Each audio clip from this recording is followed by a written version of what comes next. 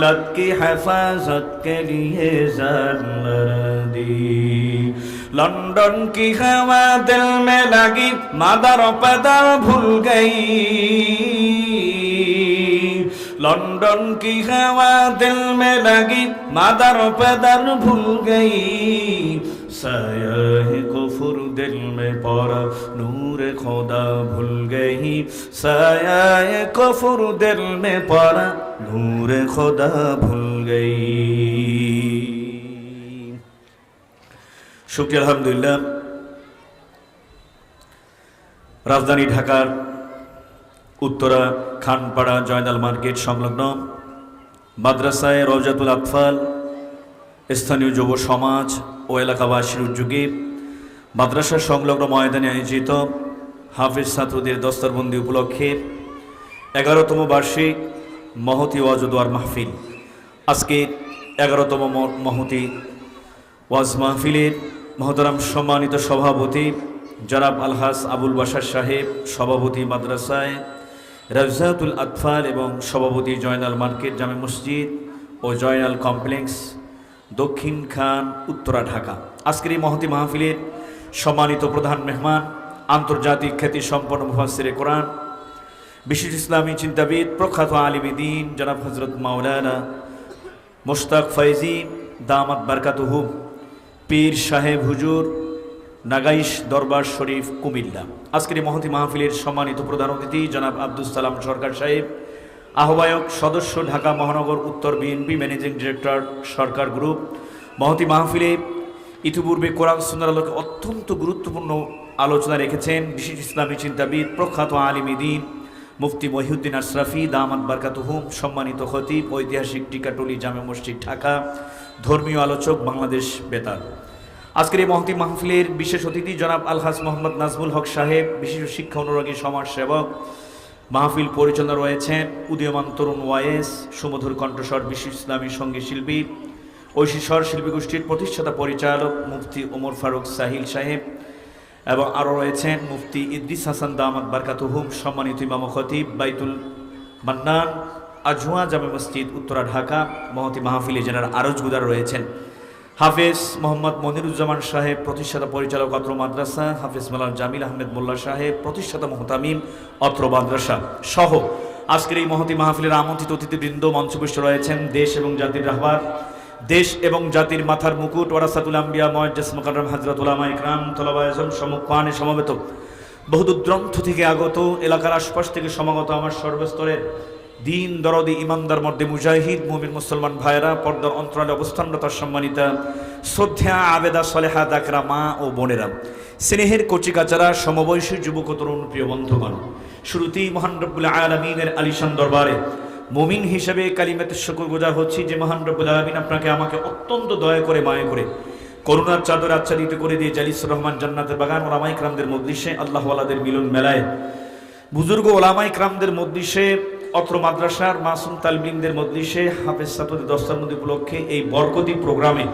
যে মহান রব্বুল আলামিন আমাদের সকলকে আসবার মতো, বসবার মতো, বিশেষ করে ওলামা ইকরামদের পবিত্র জবান থেকে কোরআন এবং হাদিসের আলোকে সংক্ষিপ্ত পরিসরে কিছু সংক্ষিপ্ত আলোচনা আমাদেরকে সকলকে শুনবার মতো যে আল্লাহ তাআলা হিম্মত, শক্তি, সাহস, সময়, ধৈর্য দান করলেন, আসুন আমরা মুমিন হিসেবে আওয়াজকে উচ্চ করে, উচ্চ কণ্ঠে, সমবেত কণ্ঠে, জিহ্বাকে নাড়িয়ে অন্তর স্থল থেকে কালিমাতুশ শুকর আদায় করি, জবান খুলে ভক্তি ভরে মধুর সুরে এক আওয়াজে আমরা সকলেই পড়ি আলহামদুলিল্লাহ।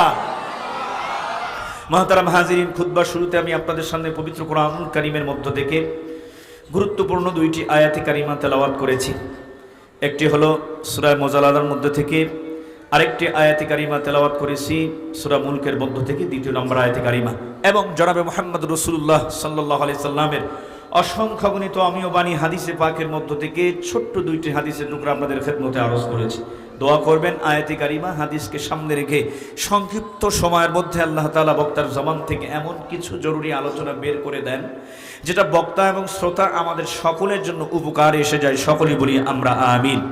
আল্লাহ রাব্বুল আলামিন সূরা মুলকের দ্বিতীয় নম্বর আয়াতে কারিমার মধ্যে বলেন, বিসমিল্লাহির রহমানির রহিম,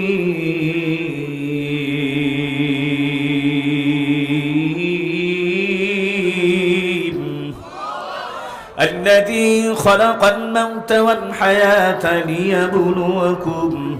ليبلوكم أيكم أحسن عملا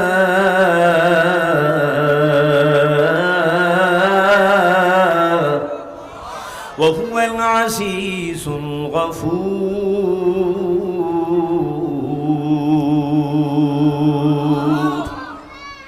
আল্লাহ রাব্বুল আলামিন বলতেছেন, আমি মানুষকে দুনিয়ার জমিনে পাঠিয়েছি দুই কারণে। জোরে বলেন, কয় কারণে? আমাদেরকে পাঠিয়েছেন কে দুনিয়ার জমিনে? আরেকটু আসতে বলেন। প্রেসিডেন্ট, প্রাইম মিনিস্টার, প্রধানমন্ত্রী, এমপি, মেয়র, নেতা, খাতা না, কেউ না।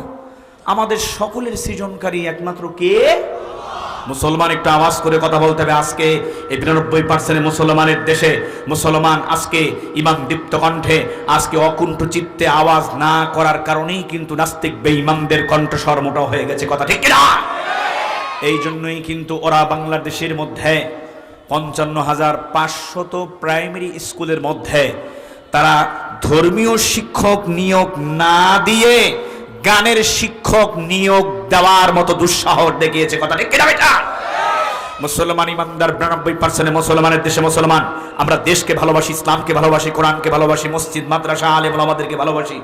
আজকে দেখেছেন আপনারা মাদ্রাসায় রওজাতুল আতফালের এই কচিকাচা মাসুম শিশুরা যেভাবে সরাসরি বাস্তব জানাজার প্রশিক্ষণ তারা দিয়েছেন, প্রদর্শনী তারা প্রদর্শন করেছেন, সত্যিকারে ভালো লাগে।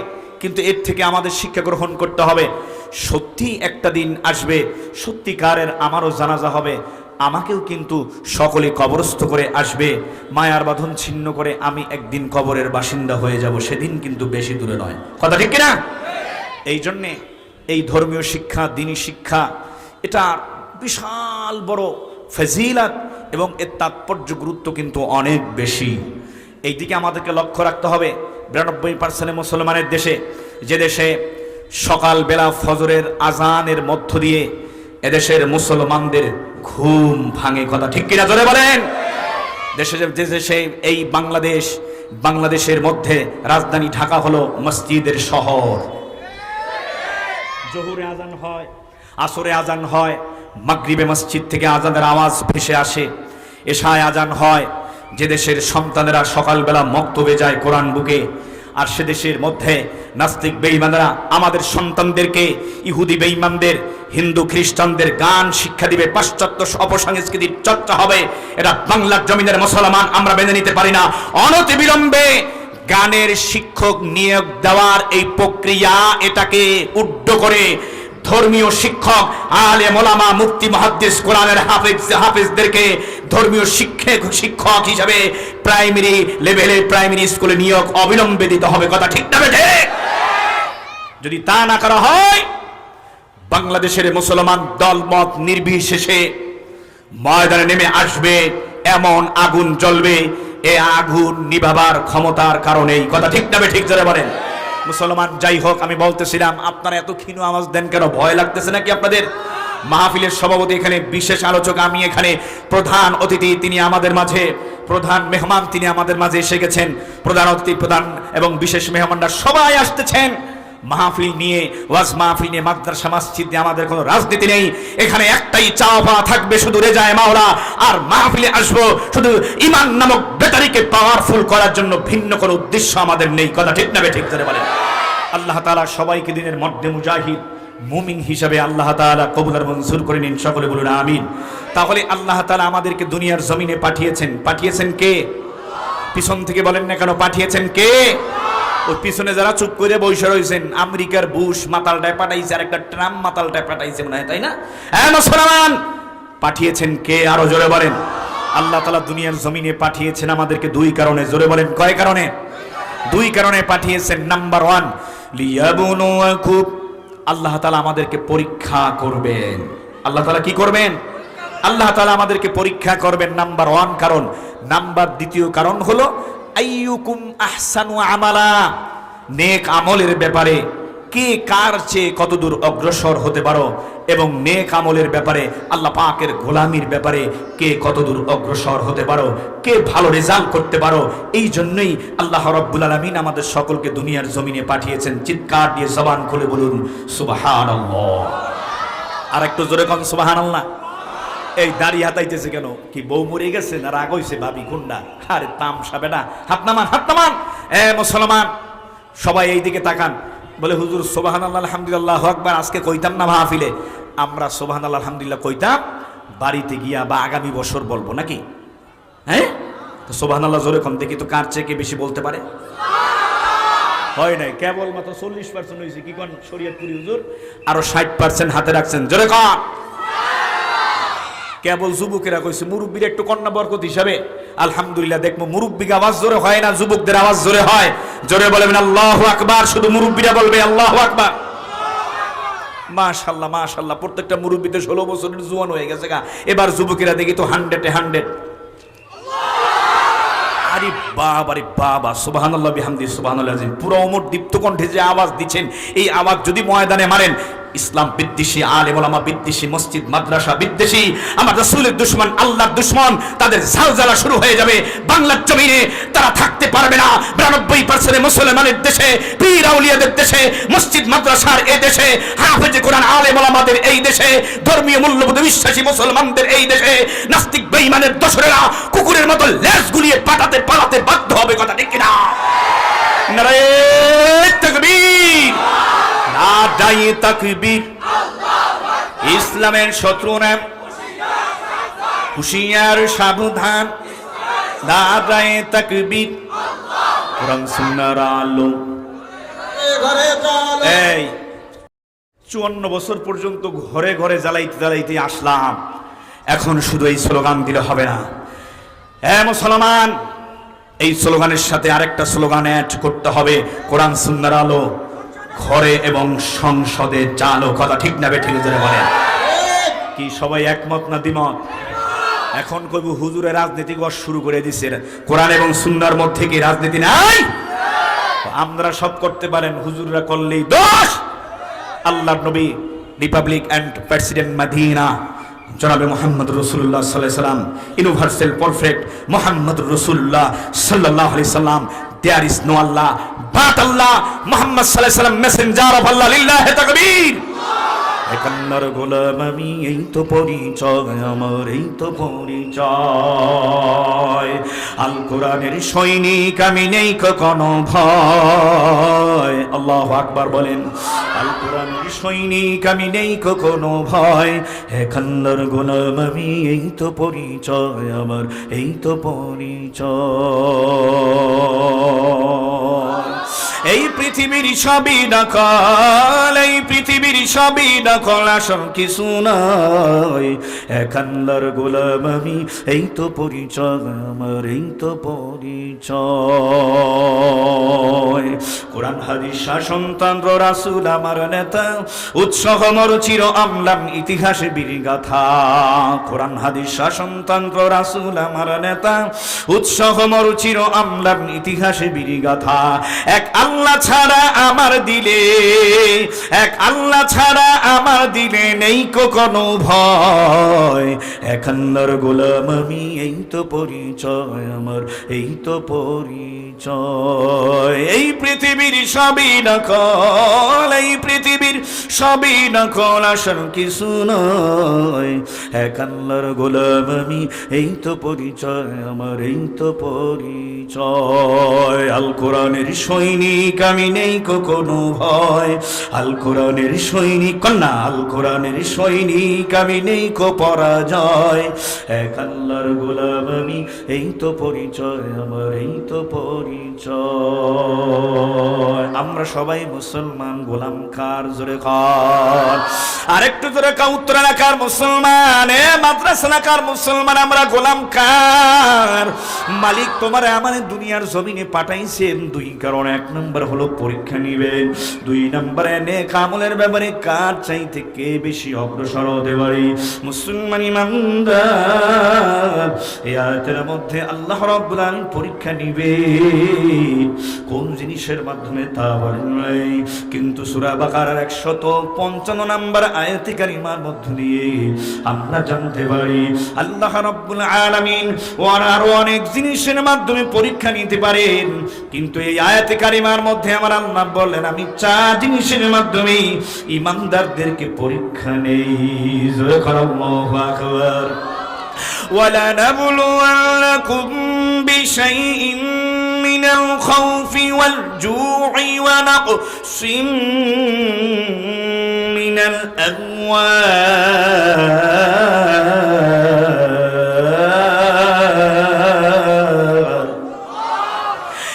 الْأَمْوَالِ وَالْأَنفُسِ وَالثَّمَرَاتِ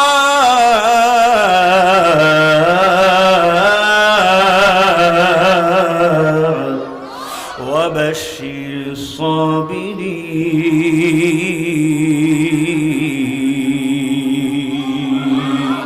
এই কালামে জিন্দা কুরআনে হাকিম হিকমতে উলা জালাসুতু قديم جميع العلم في القرآن حكيم تقاصرت عنه أفهام الرجال آتنا في دار الدنيا ما حسن آتنا في دار عقبانا حسن يا غياث المستغيثين اهدنا الافتخار من علوم والغنى ہر گوری دینے کے تو یار ہے جو نہ مانگے اسے تو बेसर है हकीकत से तो दुनिया बेखबर है दुनिया की नुमाइश पर नजर है वलनबलुवन्नकुम बिशैइन মিনাল খাউফ আমার আল্লাহ বলতেছেন আমি আল্লাহ পরীক্ষা করবই করব। আমার আল্লাহ তাকিদ নিয়ে বলতেছেন আমি আল্লাহ পরীক্ষা করব বান্দা বান্দি তোদেরকে ভয়ের মাধ্যমে। জোরে কোন আল্লাহু আকবার। প্রশ্ন আসবে মালিক আমার আল্লাহ ভয়ের মাধ্যমে কেন পরীক্ষা নেবেন ইমানদারদেরকে? এই ভয়ের মাধ্যমে আমার আল্লাহ পরীক্ষা নিতে যাইয়া মালিক আমার মাওলার ভয় যদি মুমিন বান্দা বান্দিদের অন্তরে ঢুকে যায়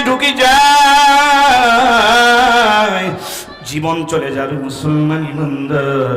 ওই মুমিন মাওলার ভয় অন্তরে থাকার কারণে তাকওয়া অন্তরে থাকার কারণে ফাঁসির মঞ্চে ঝুলতে রাজি হবি, তারপরেও কোনদিন গুনার কাজ করবে না। কথা ঠিক না ঠিক? মিনাল খাউফি ওয়াল জু আমার আল্লাহ পরীক্ষা নিবেন ভয়ের মাধ্যমে। মুসলমান ইমানদার মাঝে মাঝে বাংলার জমিনে তাকায় দেখেনি আল্লাহর বান্দারা এই জমিনের ভিতরে ঝালঝালা শুরু হয়ে যায়। জমিনের ভিতরে কিন্তু মাঝে মাঝে ভূমিকম্প শুরু হয়। 7.8.4.5 যখন ভূমিকম্প হয় ইদা সুলসিলাতিল আরদু জিলজালাহা ওয়া আখরাজাতিল আরদু আসকালাহা। এ মুসলমান ইমানদার উত্তরা ভিআইপি এলাকার মুসলমান ভালো করে শুনে নাও, যখন নাকি সরকারি ভাবে ঘোষণা দেওয়া হয় সেফটি জোনে চলে যাও, 10 তলা 20 তলা 50 তলা বিল্ডিং এ থাকার কোনো অবকাশ নেই। কে রাজা কে ধনী কে গরিব, কে শিক্ষিত অশিক্ষিত, কে কালো কে ধলা, কে কালো কে সাদা, কোনো পার্থক্য থাকে না। জীবন বাঁচানোর তাগিদে সব রাস্তায় একসাথে দৌড় দিয়া হাজির হয়ে যায়। কথা ঠিক না বেঠিক ধরে কাও। মাঝে মাঝে আমার আল্লাহ জলসার দিয়া ভয় দেখাইয়া দেন। মুসলমান ইমানদার ওই মালিক আল্লাহর ভয় অন্তরে ঢুকাও, ইমানটাকে মজবুত করো, আমলটাকে সুন্দর করে নাও। মালিক আমার আল্লাহর জন্য পাগল হও, তারপর মালিক আমার আল্লাহ পাকের কবরে গিয়া ঘুমাইও। এ মুসলমান ইমানদার মালিকের ভয় অন্তরে ঢুকাবার সবচেয়ে বড় একটা সুন্দর দামি গুরুত্বপূর্ণ মাধ্যম আজকের এই কোরআনের মাহফিল, মাদ্রাসার মাহফিল। কথা ঠিক না বেঠিক জোরে আওয়াজ করে বলেন। আমার আল্লাহ রাব্বুল আলামিন সূরা তাওবার 119 নম্বর আয়াতে জানালেন, ইয়া আইয়ুহাল্লাযীনা আমানুত্তাকুল্লাহ ওয়া কুনু মা'আস সাদিকিন।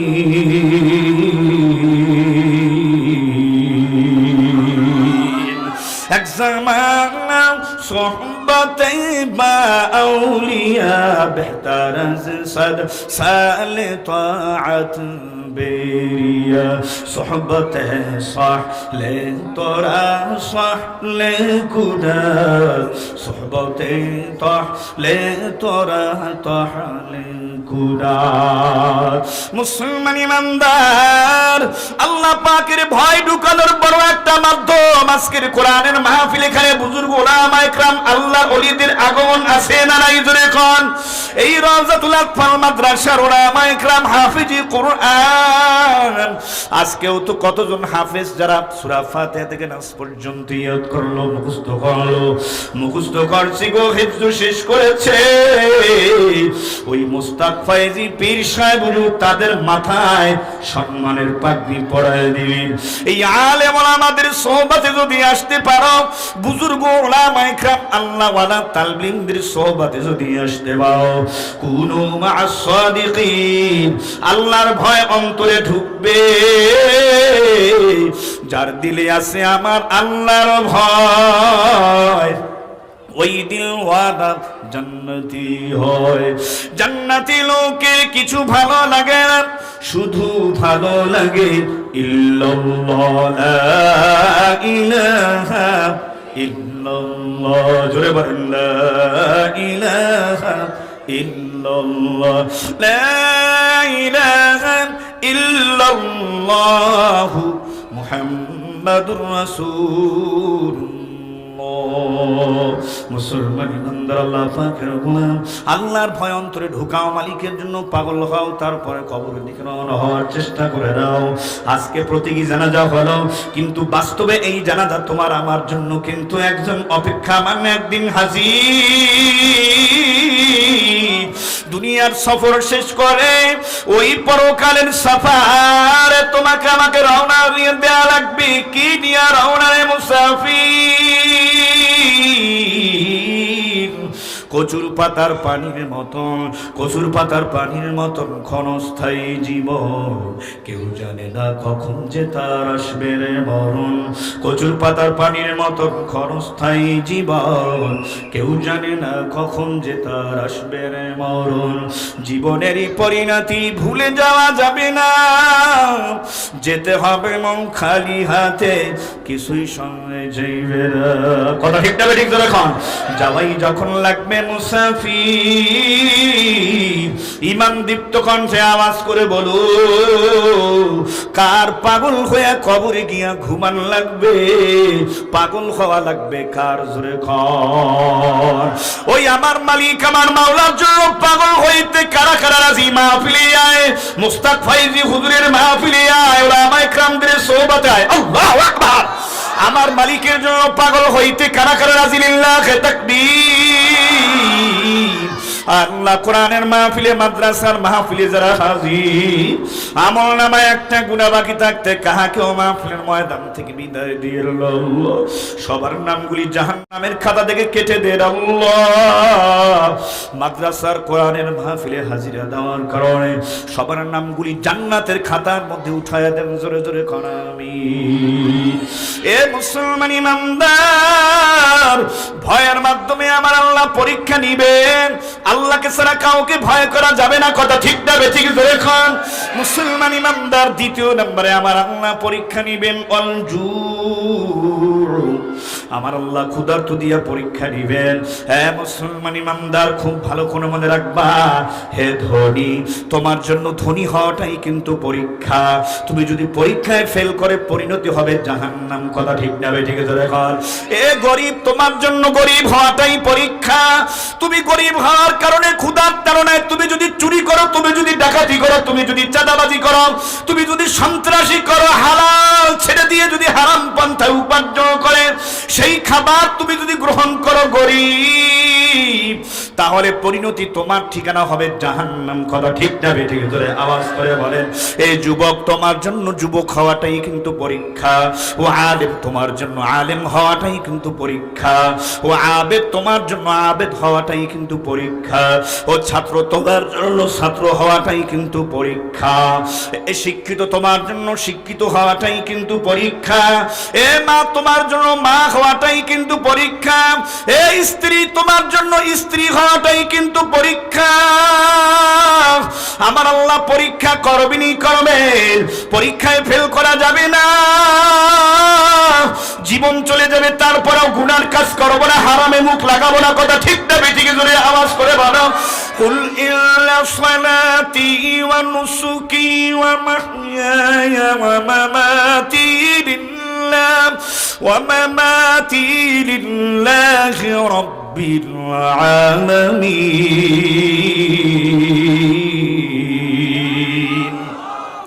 মুসলমানি বুয়াদ গারদান হাদার عنانِ خود بدنستی خواستدن گرب صورت ادمیم سبوده احمد بو جهن همه که سبوده মুসলমান ইমানদার, আল্লাহ রাব্বুল আলামিন আল্লাহ নবীকে জানায় দেন সূরা আনফালের মধ্যে, নবী আপনি বলেন, কুল ইন্না সালাতি, নামাজ হবে একমাত্র কার জন্য?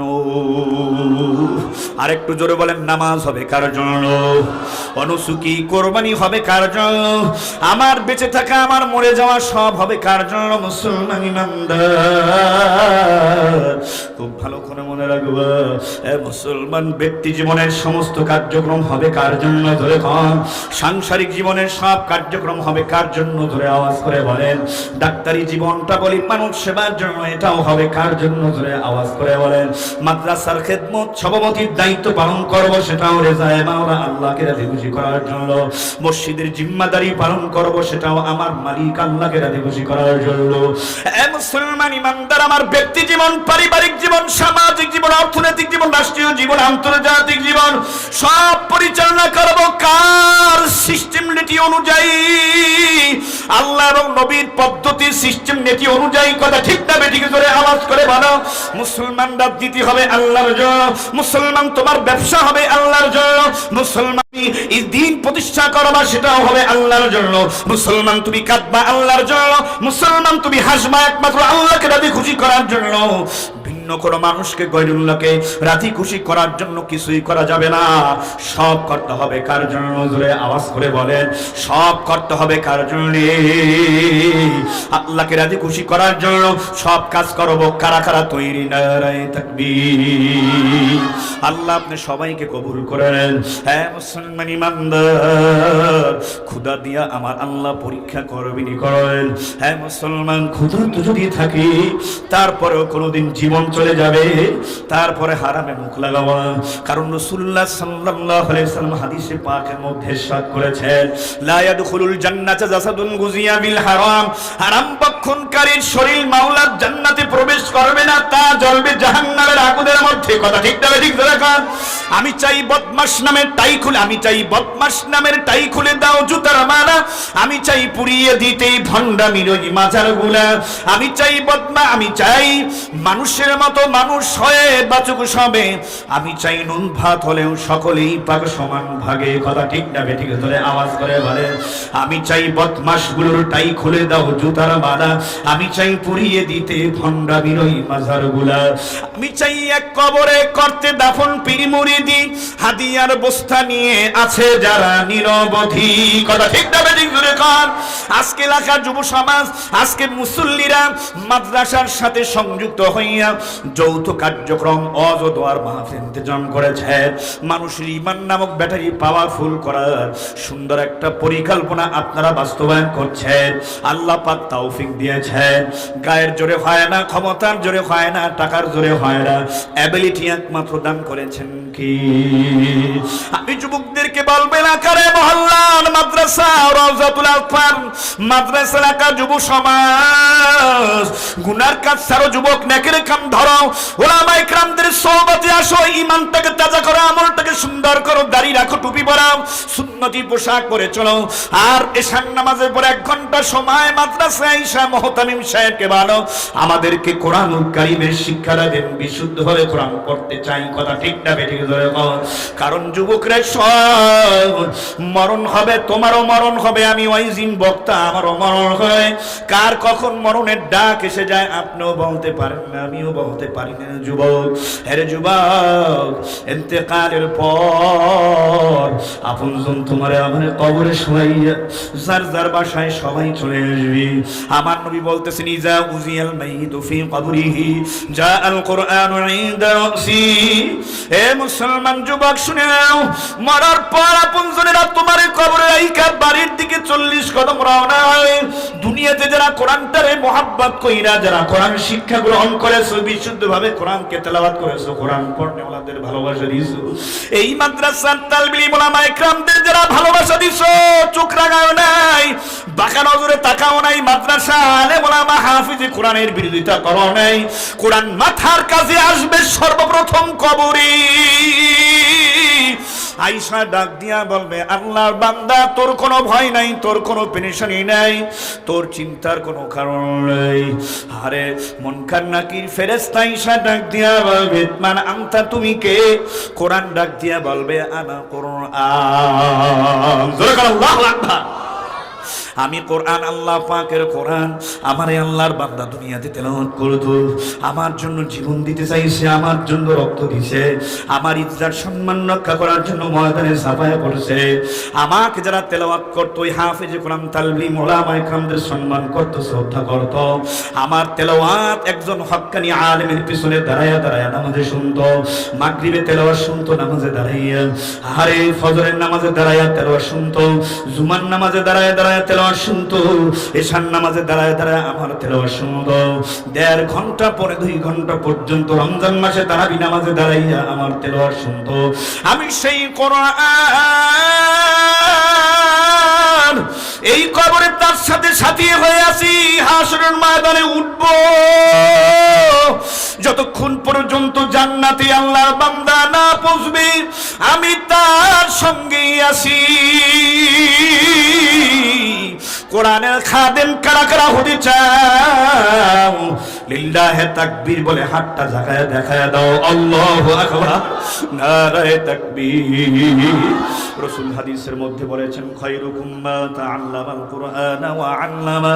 তোমাদের রাষ্ট্র পরিবারের মধ্যে সম্মানিত ওই ব্যক্তি, তোমাদের রাষ্ট্র পরিবারের মধ্যে, সমাজের মধ্যে, এলাকার মধ্যে সম্মানিত ওই ব্যক্তি যিনি নিজে কোরআন শিক্ষা করে এবং অন্যকে শিক্ষা দেয়। জোরে কোন সুবহানাল্লাহ।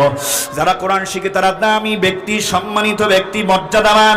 যারা শিক্ষা দেন উলামায়ে কেরাম, আসমায়ে কেরাম, তারাও দামি। এই দামি মানুষ সমাজে যারা আছেন, উলামায়ে কেরাম, তোলাবায়ে আযম, কোরআনের হাফিজ, তালবে ইলম, তাদেরকে স্নেহ করো, আদর করো, সম্মান করো, মহব্বত করো, নাজাতের বড় কারণ হয়ে যাবে। কারণ রাসূল হাদিসের মধ্যে বলেছেন, ক্বালান নবী সাল্লাল্লাহু আলাইহি ওয়াসাল্লাম, কুন আলিমান আও মুতাআল্লিমান আও মুঈনান আও মুহিব্বান ওয়া লা তাকুন খামিসান ফাতাহলিক। যদি সম্ভব হয় তুমি আলেম হয়ে যাও, যদি সম্ভব না হয় তুমি তালবে ইলম হয়ে যাও, যদি তাও সম্ভব না হয় 3 নম্বরে তাদেরকে মহব্বত করো। শোনো, 4 নম্বরে তুমি তাদেরকে ভালোবাসো, সহযোগিতার হাত বাড়াও। আল্লাহু আকবার বলেন সবাই। মুসলমান ইমানদার আলেম যদি নাও হতে পারি, তালবে ইলম যদি নাও হতে পারি, সুযোগ না থাকে, 2টা কাজ আমাদের পক্ষে প্রত্যেকেরই করা সম্ভব। মাদ্রাসা আলেম ওলামা তালবে ইলমদের বিরোধিতা করব না, সহযোগিতা করব, আর দিল থেকে তাদেরকে ভালোবাসবো ইনশাআল্লাহ। এই কাজটা আমরা কারা কারা পারবো না দেখি তো, হাতটা জাগাই দেন তাড়াতাড়ি। লা হাওলা ওয়ালা কুওয়াতা ইল্লা বিল্লাহিল আলিয়্যিল আযীম। এই কাজটা আমরা কারা কারা পারবো না? হাত জাগাইছে। তাহলে আপনি আলেম বিদ্বেষী যদি হয়ে যান, ঈমান নিয়ে মরতে পারবেন কিনা সন্দেহ আছে। সুতরাং ইমাম, মুফতি, মুহাদ্দিস, আলেম, ওলামা, তালিব ইলমদের বিরুদ্ধে কোনো ক্রমেই করা যাবে না। সমাজের সম্মানিত ব্যক্তি এই কথাটা বলেছেন, কোন পীর সাহেব বলেন নাই, কোন মুফতি মুহাদ্দিস বলেন নাই, আমার মতো এই যে ক্ষুদ্রতম দিনের ছোট্ট দায়ী আমি বলি নাই, কোন প্রেসিডেন্ট বলেন নাই, little power of America, super power আমেরিকার ওই পাগলা প্রেসিডেন্ট ডোনাল্ড ট্রাম্প বলেন নাই, এটা কোন বিশিষ্ট বুজুর্গ বলেন নাই। সমাজের মধ্যে, রাষ্ট্র পরিবারের ভেতরে সম্মানিত ওই ব্যক্তি যিনি নিজে কোরআন শিখে অন্যকে শিক্ষা দেয়, এই কথাটা বলেছেন হাবিব কিবরিয়া নবী জনাবে মুহাম্মদুর রাসূলুল্লাহ সাল্লাল্লাহু আলাইহি সাল্লাম। চিৎকার দিয়ে বলেন আল্লাহু আকবার। নারে তাকবীর, নারে তাকবীর, আরো জোরে বলেন নারে তাকবীর। तौहीद तो सीना में आमा, तौहीद तो सीना में आमा, नत है हमारा आशा नहीं मिटाना नाम निशा हमारा। मर्द मुसलमान है तू मर्द मुसलमान, एक हाथ में तलवार एक हाथ में कुरान। मर्द मुसलमान है तू मर्द मुसलमान, एक हाथ में तलवार एक हाथ में कुरान। আজকে ফিলিস্তিন সহ ওই যে সুদানের মধ্যে আমরা তাকায় দেখি, বেঈমানরা মুসলমানদেরকে পাখির মতো গুলি করে হত্যা করে। ফিলিস্তিনের মুসলমানদেরকে ইহুদি খ্রিস্টানরা, ইসরায়েলের সন্ত্রাসীরা, যারা সন্ত্রাসীরা এখনো মুসলমানদেরকে পাখির মতো গুলি করে হত্যা করে। আল কুফরু মিল্লাতুন ওয়াহিদা, তামাম পৃথিবীর সব কাফের মুশরিক বেঈমান এক হয়ে গেছে। পৃথিবীর জমিনের ভিতরে ইসলাম রাখবে না, ইসলাম থাকবে না, মুসলমান রাখবে না, মাদ্রাসা মসজিদ থাকবে না। কোরআনের আওয়াজ কি নিভাইয়া দেবে, কোরআনের বাতি কি নিভাইয়া দেবে? কথা ঠিক না বেঠিক? এখন অত্যন্ত দুঃখের সঙ্গে বলতে হয়, কাফের মুশরিক বেঈমানদের মুসলমান খ্রিস্টান ধর্ম আলাদা, ওদের ধর্মীয় কিতাবও কিন্তু আলাদা। কথা ঠিক না বেঠিক? এখন মুসলমান ইহুদি ধর্ম আলাদা, তাদের ধর্মীয় পুস্তকও আলাদা। হিন্দুদের ধর্ম আলাদা এবং তাদের ধর্মীয় কিতাবও কিন্তু আলাদা। কথা ঠিক না বেঠিক? এখন বৌদ্ধ ধর্ম আলাদা, তাদের ধর্মীয় কিতাবও কিন্তু আলাদা।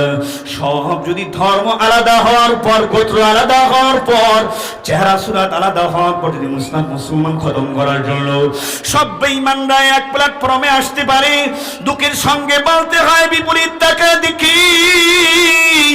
এ বাংলার মুসলমান, উত্তরাকার মুসলমান, আওয়াজ করে বলো, মুসলমান আমাদের সকলের রব কি? আরো জোরে বলেন রব কি?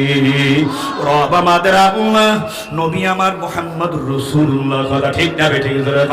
আমাদের নামাজ এক, জিকির এক, তেলাওয়াত এক, মসজিদ মাদ্রাসা এক, রোজা এক, হজ এক, যাকাত এক। আমাদের সব কিছু এক হওয়ার পরেও আমরা মুসলমান এখনো এক হতে পারি নাই। কথা ঠিক কিনা? নারে তাকবীর, নারে তাকবীর। মুস্তাক ফয়জি পীর সাহেব হুজুরের আগমন, শুভেচ্ছার স্বাগতম। নারে তাকবীর।